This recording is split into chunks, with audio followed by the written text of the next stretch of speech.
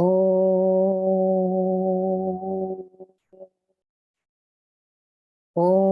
Sahana Bhavatu Sahano Bhunaktu Saha Viryam Karavavahe Tejasvinavaditamastu ma Vidvishavahe. Om Shanti Shanti Shanti.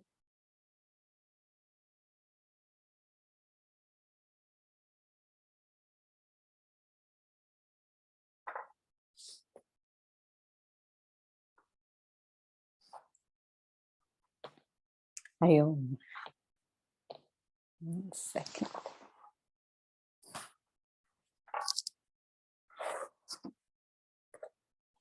So we're just now starting the personality chart, which is very the analysis of the different traits, the gunas, in the different aspects of our activity, of our spiritual evolution. So we mentioned earlier the personality chart, and this is where we can start making that chart. So we can make that graph. So it's the science of the 3 gunas, which was mentioned in 19. Sattva, Rajas, and Tamas. And from 20 or 19 to 38, this is what we're going to be talking about. So you get a good picture of your nature, whether it be Sattvik, Rajasik, or Tamasic. And the whole idea of the spiritual evolution is to actually evolve from your tamasic trait to sattva, to trans-sattva, so that you evolve, that trans-sattva will transform itself to reveal the self. So that's everybody's mission in life, to evolve through the tamas, sattva, tamas, the rajas, and sattva, to get to that trans-sattvic state, which automatically reveals the self to the self with that process. So it's a science of the 3 gunas. So you get a picture of where you're at through you doing your own personality chart. We already, in the beginning of this chapter, covered Sattvik, Rajasic, Tamasic, renunciation, relinquishment, by stating who is a tyagi, who is a sannyasi, the constituents of that, what a tyagi does, that's the practice, the state of the sannyasi, what that is. So you understand mentally in your daily activities through just that step, that if we renounce the fruit of action, maybe we have many desires, many cravings, many things that we're driven to. So you've dropped the fruit of action in your pursuit, though you may have the desire. And at the backdrop of that desire, that egocentric value, when you can actually drop that, so you've dropped the fruit, and you've also that egocentric desire, that attitude of where your desire is coming from, and then you pursue your action. That's state of sannyas. So that's that Sattvik Tyag sannyasi, relinquishment. So here he's going to get into the aspects of, first of all, in these next 6 verses, or 9 verses, in fact, he's going to talk about Sattvik, Rajasic, Tamasic knowledge, actor, and action. So in the verses today, we hope to cover Sattvik, Rajasic, Tamasic knowledge. Everybody has these gunas. You don't escape from them. And in actual fact, the tendency in society, we really people don't know the Sattvik, Rajasic, Tamasic gunas. And we tend to stay within the evolution of, as we were discussing last week, tamas and rajas. Rajas at best, where you gain all your material possessions. Very narrow is it where you start functioning on, there may be elements of sattva, but that's the predominance. So that's not the era. So you have to really cultivate that from within yourself and understand the other two traits in order to actually maneuver yourself out of it. So before we actually go further, we had a question. What was the question, Tim, if you'd like to?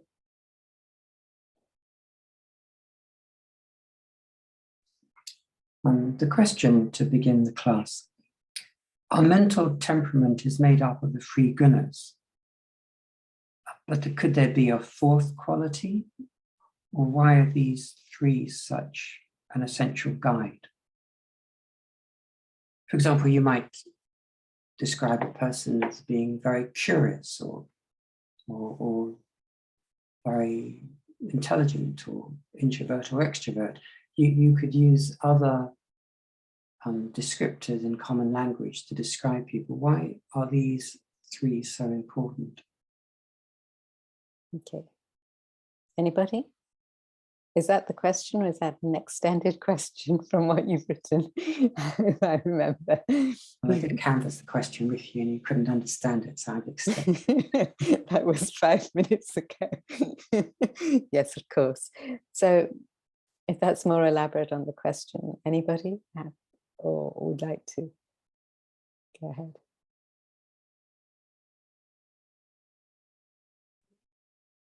Well, I'm happy to respond by going first. I think it appears to me that they're more sort of they're stages of development rather than qualities, say being extroverted or introverted would be. But that leads me to the question of why, if in Vedanta there's such an emphasis on separating these three qualities, but then yoga with Atman appears to be a binary thing in this school of Vedanta that we're following. Why would it be seen as progressive before, and then it's no longer incremental, but you're absolutely united with yoga or not? Sorry. Okay, another question. So just hold that. Is there anybody who has anything more to offer in this question which we had taken, or shall we go? We can take what Peter's asking.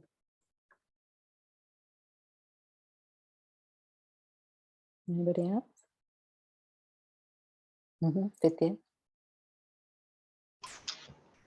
I mean, to answer Tim's question, these are the three broad categories. So any transactions within the world, we are saying these are qualities of the mind, or so to speak, of the intellect. So again, we're talking about it at a relative level, at the transactional, ephemeral level of the world where duality exists. And therefore, I think, I don't know, but I'm saying, I think the Vedanta masters have agreed or believe that any activity, any transactional activity in this world can be categorized into one of these three aspects of gunas. But again, it's relative only to the world, not beyond. So it is bound by the time, space, and causation. So it's in the world of duality, ephemeral world. Okay.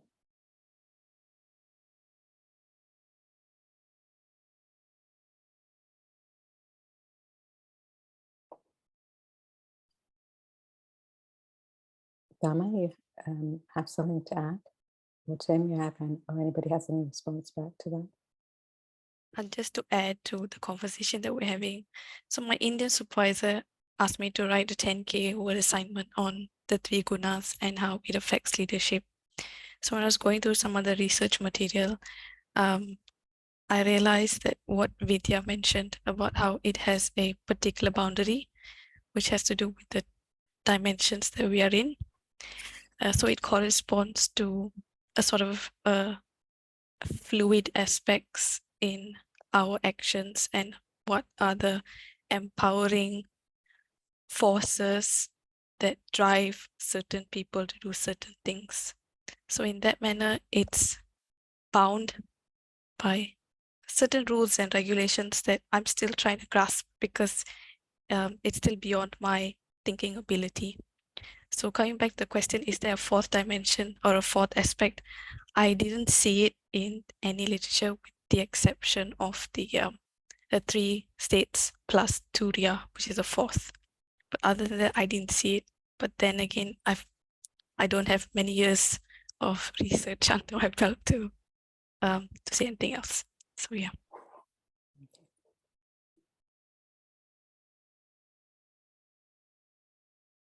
Anyone else?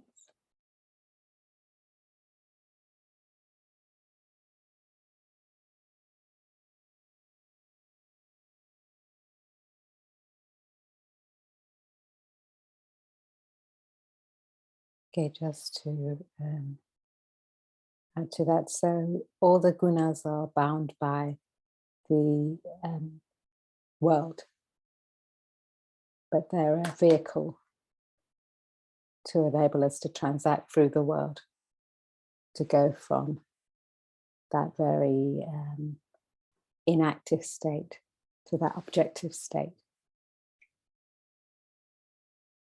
So you mentioned something like curiosity. You could have curiosity in Sattvik, Rajasik, or Tamasic state. Is there a fourth? Is there more than Sattva, Rajas, and Tamas? In effect, you could say there's Transattva, which is out of your remit of your own efforts, but is a transformation, which is taking you out of this world to something beyond the opposites, beyond the name and form, to that all-pervading reality. But that's the idea. So could curiosity be taking you in that as a jnani? Yes. As a tamasic person. So the opposite of say a person who's got very few desires, a jnani, that's state of a sannyasi, jnani. To the other side of it, where you're totally tamasic and your actions are based on no knowledge. In fact, we're coming to tamasic knowledge here. It's actually no knowledge. So it's all hearsay and ignorance without thinking. So you could have curiosity on both. One could be a curiosity of things which destroy you. An addict's curious of taking substances, perhaps that type. It doesn't help them, it destroys them, unless they know how to manage it. And even that doesn't help in the long term of evolution. Whereas it increases desire, whereas the opposite is giving you a perspective of objectivity where you don't have the desire. So you're not bound by anything. So you could be curious in all three. You could be curious in a Rajasic way, where you want to gain knowledge and knowledge and knowledge or activity, but you're not peaceful inside. So the curiosity, the word curiosity could have those three traits as an example. So is there something beyond that? The only thing we're positing beyond it is fourth state, Turiya, Atman, Brahma, something universal which encompasses the whole. But it's very difficult to conceive because it's out of the remit of the universe. And we have trouble conceiving the universe. Never mind beyond it. I don't know if that's useful.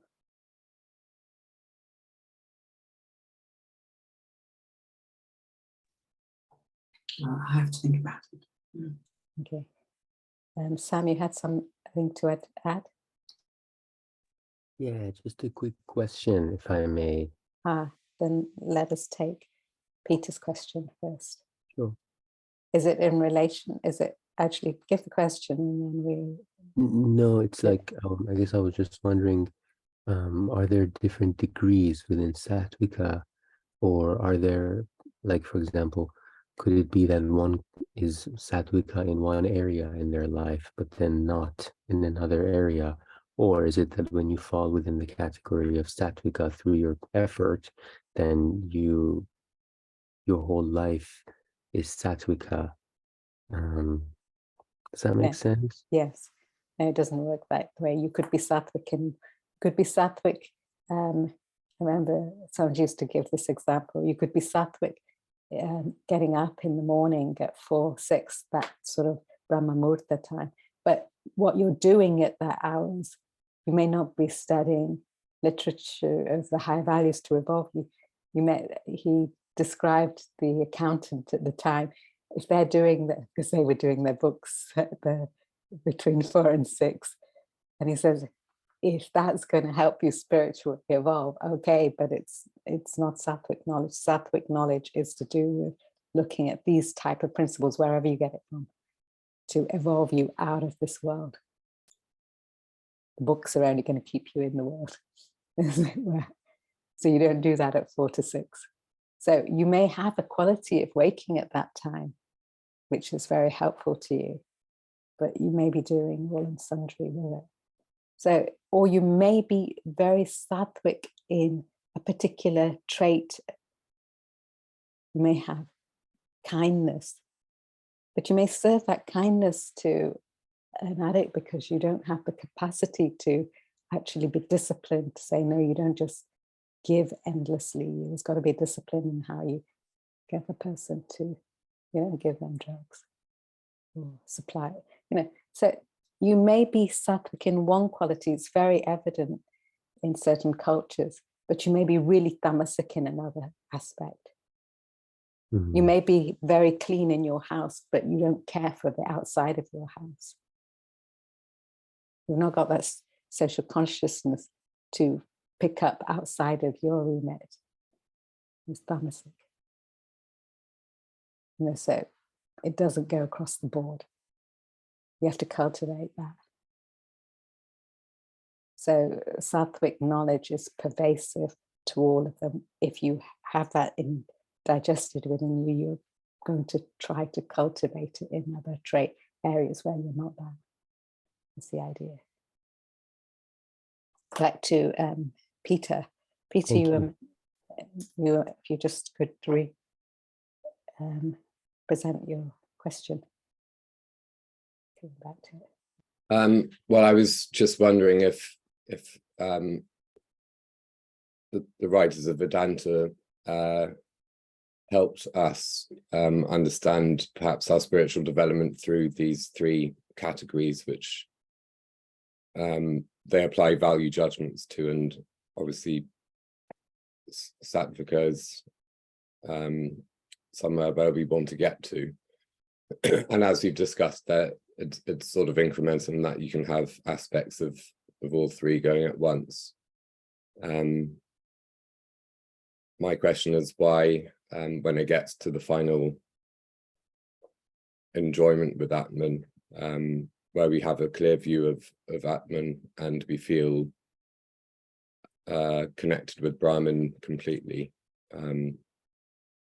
why that must be such a binary thing, and is that to be intellectually consistent or philosophically consistent, or does it really help us on our spiritual journey, that knowledge or that idea? And I think it's something. Another question is, do we think biologically if one is biologically still alive, one can have complete yoga with Atman. Okay. So is your question, last question, saying, can you be realized if you are still alive?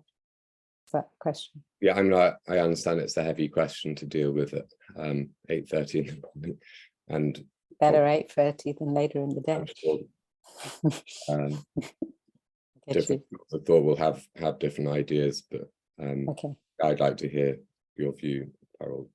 Okay, so to answer the last part of the question very quickly, the tradition is yes. In Vedanta, there's two schools of thought. One which says that you can't be realized until physical death. The other one which says the progression, you can be realized whilst you're still alive. The idea being that it's the physical death of the ego. The path that we're following in this classroom is that you can be realized whilst you're still alive. There's no point once you're dead. I mean, from our perspective anyway. But the whole idea, so the whole idea is that you don't have desires as such, your objective. So coming back to where we're talking about, and Peter's question before that is in terms of sattva, rajas, and tamas being a mechanism to evolve. Yes, you may have different varying degrees of sattva, rajas, and tamas in your personality, and the idea is to evolve through them to get to the self. Sattva being that state of objectivity, poise, where in whatever that area is that you maintain that sattva, you don't have a desire. When the desire comes up, it may cloud your judgment. That's where you may be Rajasik, whatever it is. So the whole idea is to utilize them, yes, to get to Atman. Why? What are they? They're just thought textures, which enable you to see things more universally and identify with things as the same, as you and one in the same thing. So they dissolve that separateness. So that's the idea. So they're just different. Their names for which seem to go universally across the board of humans and beings. It doesn't matter who you are, what you are. We all have these traits. We all have a trait either to be idle. We all have a trait which is driven for things in the world. We all have a trait in us which the little bird tells us there's something more than what's in this world. So a very generalized way of putting it, that there's something within us which we can, when we open up to it, there's something more than just what's in the world to acquire and enjoy, as it were, because it doesn't seem to last. So we're after something more permanent, and this is giving us a mechanism to think about it. Is it true? Is it not true? It's not. It's a matter of analysis. It's a matter of verifying it for yourself. You may not call it sattva, rajas, and tamas, but it's your own verification of where you begin to see things more universal, more, you become more in touch with that, what's the word? You see that, you could say divinity, for want of a better word. Something which runs throughout all, something which doesn't separate you, something which connects you, or something which creates a barrier to you feeling that well-being. Yeah, so you could call it what you like. It really doesn't matter. But this is a mechanism that we can use. Our thought textures. Broadly speaking, goods or bads. But that makes it too simplistic. Goods and bads. There's something beyond that. So the sattva catapults us out, and we can cultivate that. The whole idea of this is, where do you stand in your own spiritual evolution, and how do you cultivate that spark in you to evolve? So that's the idea of this sattva, rajas and tamas. It's giving you a sort of a measurement, a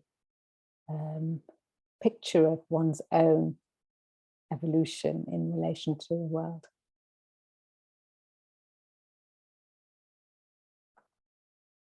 I don't know if that's answering what you're asking, actually.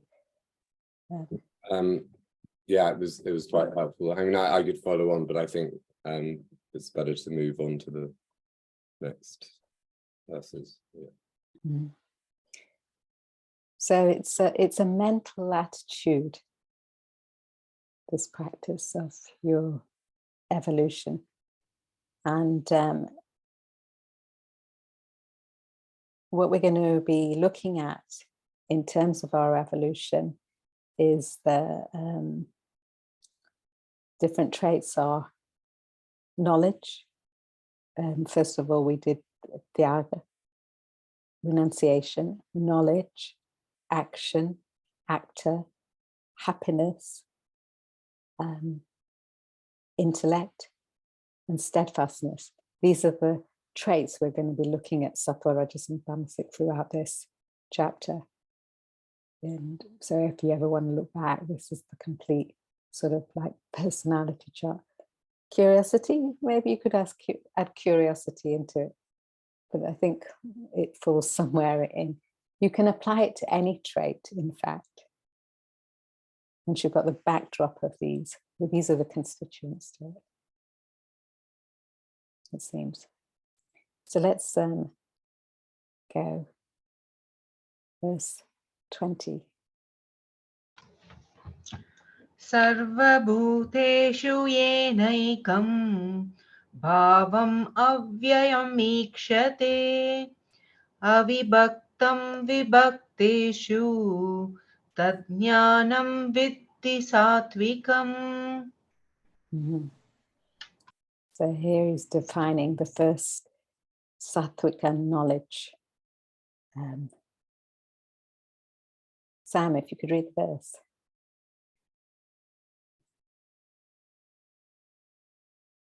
Verse 20. That by which one sees the one indestructible being in all beings, inseparate in the separate, know that knowledge to be Sattvika. Mm-hmm. So, which sees the indestructible in all beings. So they can't be separated. There's no separate entity. So, avibhaktam vibhakteshu, in the separate, the inseparate, in the separate, no doubt to be Sattvika. So remember, from 20 to 39, we're going to be looking at this personality trait where we can make the graph. The inseparate in the separate. If you look at our world today, the attitude that we maintain is always something separate. It's mine, my community, my culture, my people, my society, my family, my children.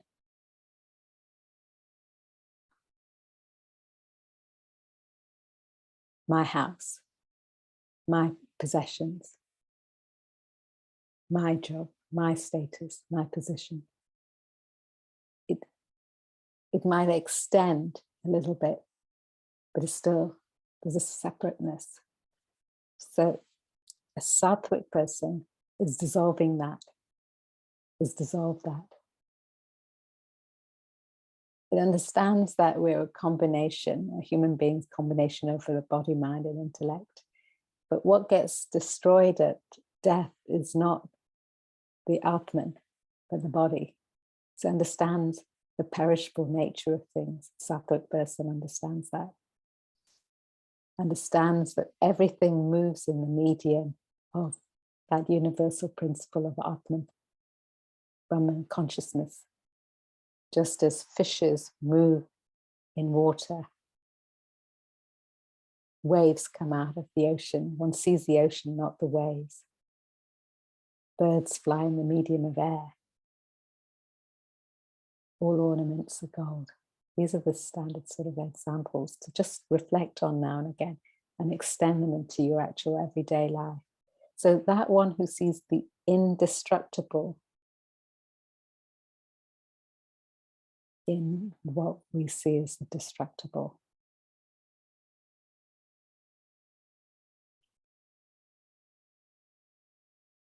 The divinity in the diversity.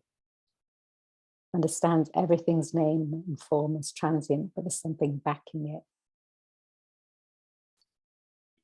Understands the underlying reality. So it's a mental attitude. It's not bookish knowledge. It goes beyond the norm of society, because society generally hits the ceiling of, as we were talking about last week, Rajas. So one's role is to try and play as in harmony as possible with the whole. Always looking at the universal value, in which case you wouldn't, if you think the next child is yours, then whether you have children, everybody's child becomes yours. Everybody's person is yours. Every animal is yours. Every creature is yours. If that's the case, you can't have baby chops. You can't have veal cutlets. You can't do it. You see a snail in the rain, you pick it up, put it aside. It's your identification with everything. You don't make a differentiation, am I Russian, am I Indian, am I English? We're all human beings. There's not a differentiation, am I Hindu, am I Muslim, we're all human beings. We're all beings. So you can't make that differentiation with Sattvik knowledge. You understand it's all the same. That's what we have to raise ourselves with. Let's read the divinity in the diversity. There's appreciation for all.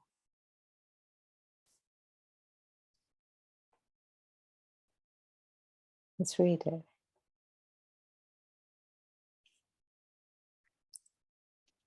Verses 20, 21, and 22 describe Sattvika, Rajasika, and Tamasika jnana, knowledge.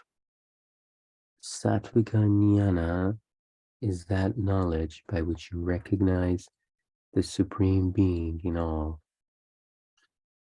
the Self, Atman, as the core of beings, the reality that pervades the phenomenal world.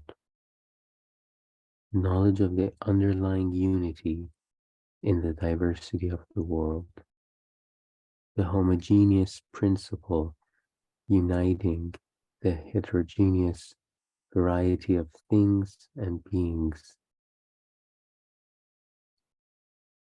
With Sattvika knowledge, you harmonize with the infinite expression in the pluralistic world, you blend with the melodies of life orchestra. So you can either, what happens if you don't play in the orchestra with the orchestra?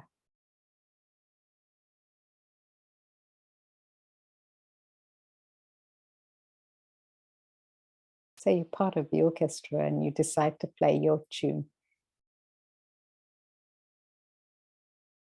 What's it sound like?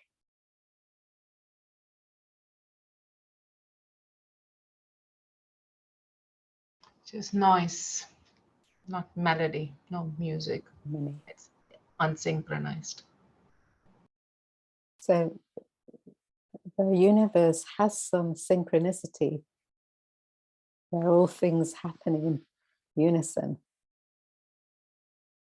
And ours is to play our role as harmoniously as we can, to fit into that without creating the least friction, which means you've got to run smoothly, whatever your role is in life. Play your role in the orchestra to your optimum, but with the consideration you're part of that orchestra, part of that universe. You don't do that if there's some underlying value. Otherwise you fall out of sync, it's noise. It depends on the way you want to see it. You can see it separate, or you can see it as you're part of that unity. It's a choice. You can say it's my right to do whatever I like. I'm a human being. I have the capacity above everybody else to decide to destroy or for my means or to play in harmony. We've always got a choice. So it's understanding that divinity and the diversity. Where's your focus? Is it on the divinity or the diversity? You've always got a choice. The indestructible in the destructible. Let's read the last bit. Sattvik knowledge from a relative point of view is looking at manifold waves as one ocean, viewing ornaments as metal gold, pots as mud, garments as cotton.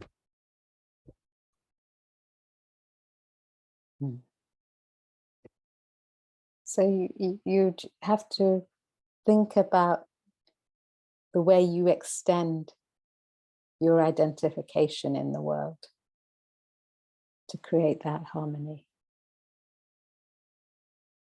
Within your swadharmic nature, within your vocation, whatever you're doing in life. Because you can't dismiss that at this stage when you've got lots of asanas.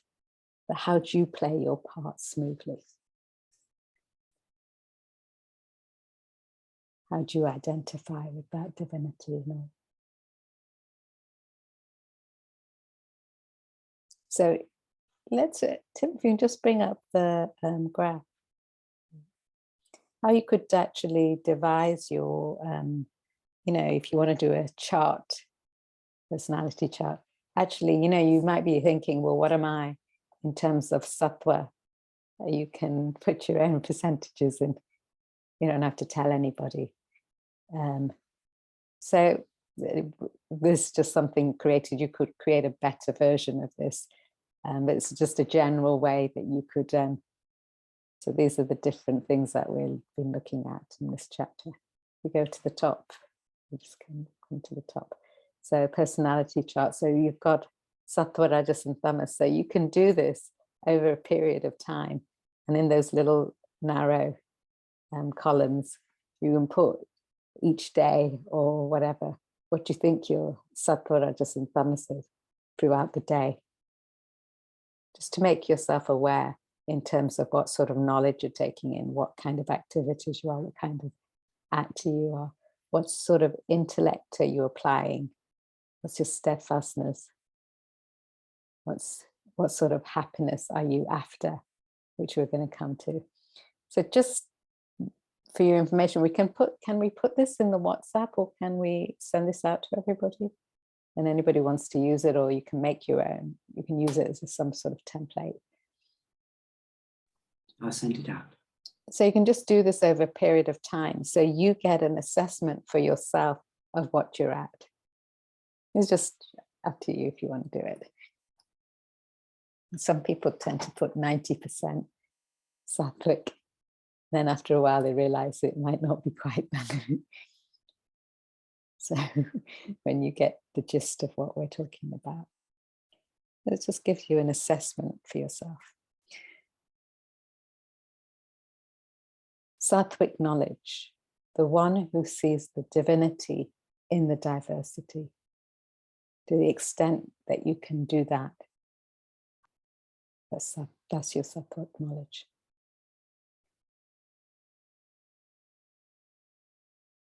Before we move, is any question with this? Move to 21. Tim. I understand what you said, seeing the divinity in the diversity. A lot of our lives, though, are spent looking at diversity, increasing the diversity. The scientist divides metals into elements, gold into neutrons and protons, or whatever the current theory is. So looking and creating more and more diversity is part of what we do. Often scientists may be creating a diversity to find an empirical formula of what's underlying it all. So creating a diversity within the remit of the world, if it's for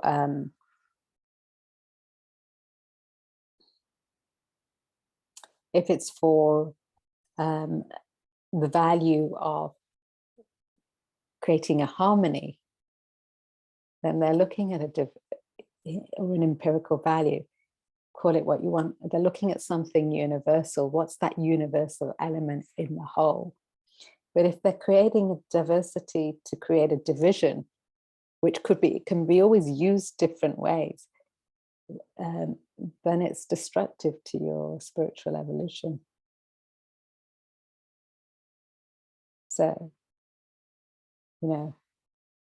Oppenheimer quoted the verse in the Bhagavad Gita, and the bomb was used for destructive causes, atomic bomb, but his intention was not that. So human beings will do all sorts of different things.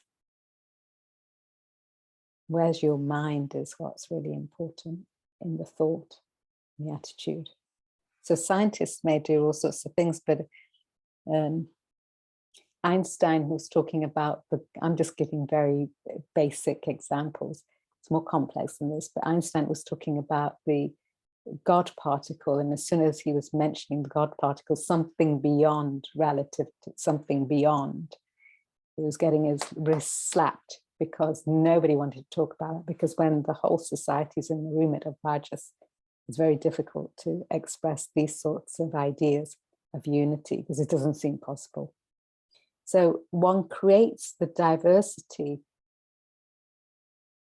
with the intention of either destruction or unity. The more and more we sometimes hear in society, the more diverse, the better. So it's all only saying the more diverse the cultures or things, the more understanding we have of everybody, the totality. But if you actually raise the bar of your knowledge or your actions or your intellect to see within the diversity, there's a divinity, the same. And that's very different than making segregations. This is mine, and it's different than yours. If you understand, if that makes sense. I think I was just commenting upon the tension. Like everyone in this room has a different name. We give each person a distinct name. And yet at the same time, we're trying to find that unity and that diversity. Just like everyday activities are, there's a tension between these two things. Of course, because our focus is on the changing elements of the world, the opposites. But once one turns introvert and starts looking at everybody not as Dharma, Peter, Vidya, Parul, Tim, Sam, but looks at we all have the same Atman. We may have different qualities which we express, but the same, there's something very universal within us all. And we might not be able to stretch it to Atman, but we may stretch it beyond countries, saying we're all learning the same knowledge, say, or we're all human beings, or we're all thinking on something of a similar knowledge. So you bring a unity in that.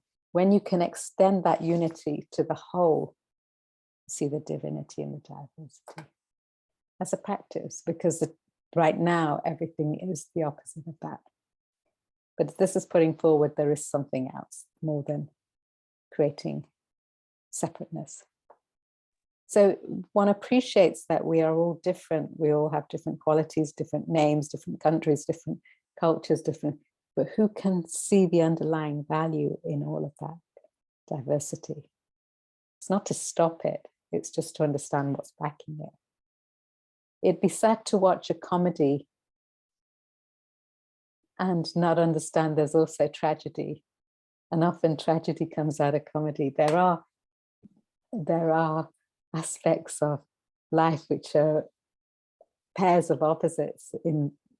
Depends how you view it. But it's how the capacity to have that universal vision in all is what it's talking about. Understanding the diversity, what's backing it.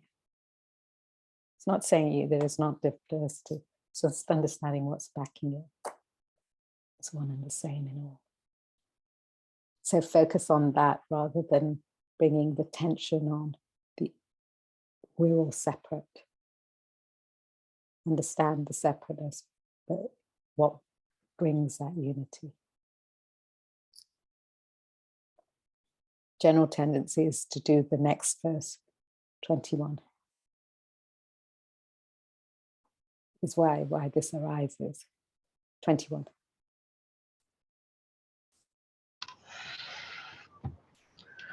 पृथक्त्वेन तु यत् ज्ञानं नानाभावन् पृथक्विधान् वेत्ति सर्वेषु भूतेषु तज्ज्ञानं विद्धि राजसम्.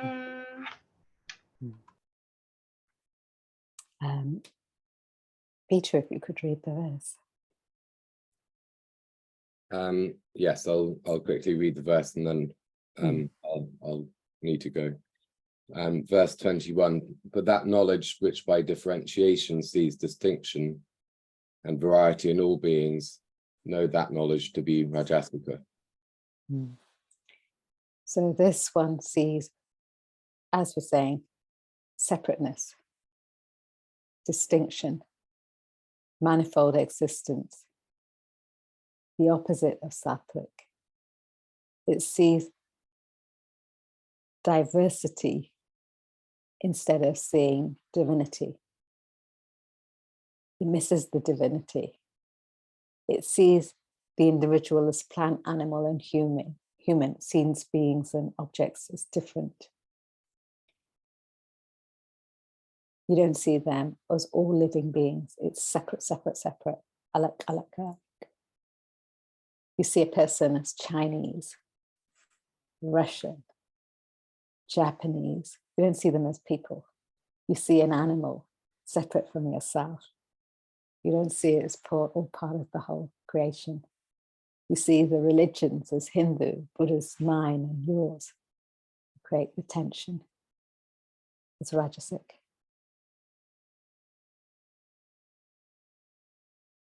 You see yourself better than the other person. It's Rajasik. Not understanding we're all at different stages. There's a divinity within all. So it's the Rajasic person is very much focused outward rather than inward, very much focused on the separateness rather than the universality.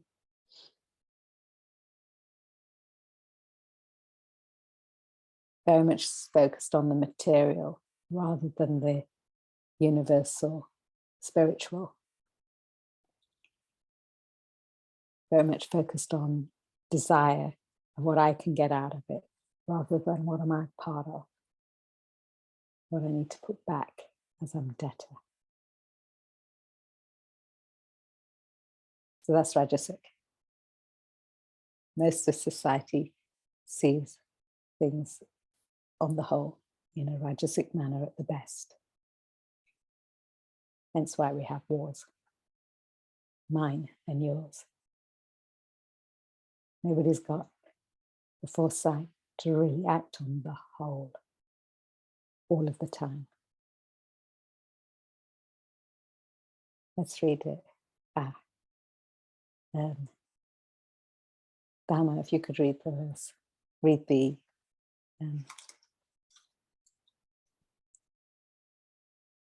Rajasika jnana is knowledge by which you regard all beings as distinct and manifold, separate from one another.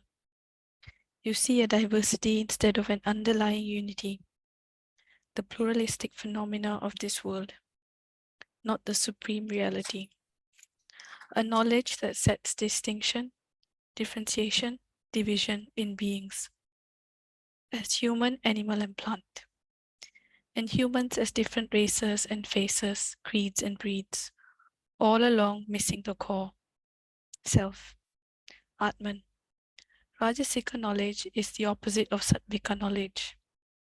Again, from a relative point of view, Rajasika knowledge sees manifold waves, not the underlying ocean, different ornaments, not gold, garments, not cotton. So, in your personality chart, you've done Sattvik and Rajasic knowledge. You can check it out till next week, what you're about. And think about on the predominance, it's Rajasic or Tamasic knowledge, no knowledge. So it's to actually examine what's going on in your environment and with yourself. Whereabouts do you want to place the focus? It's always a choice. It's always a choice of where do you want to place the focus.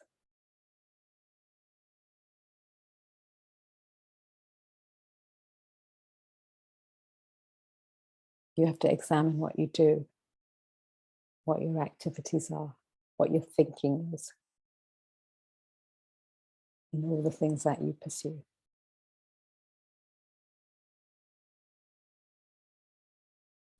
So the activity could be the same, the knowledge could be the same. It's how do you maneuver it? What's your thinking behind it? What are the thought textures, mental temperaments of you which decide it to be one or the other? Anyway, and that one we'll do Tamasic knowledge, which is no knowledge really. We don't really have to do it, but it's just to remind us of the things which could happen or we may be at, we want to get out of next week. Hariom.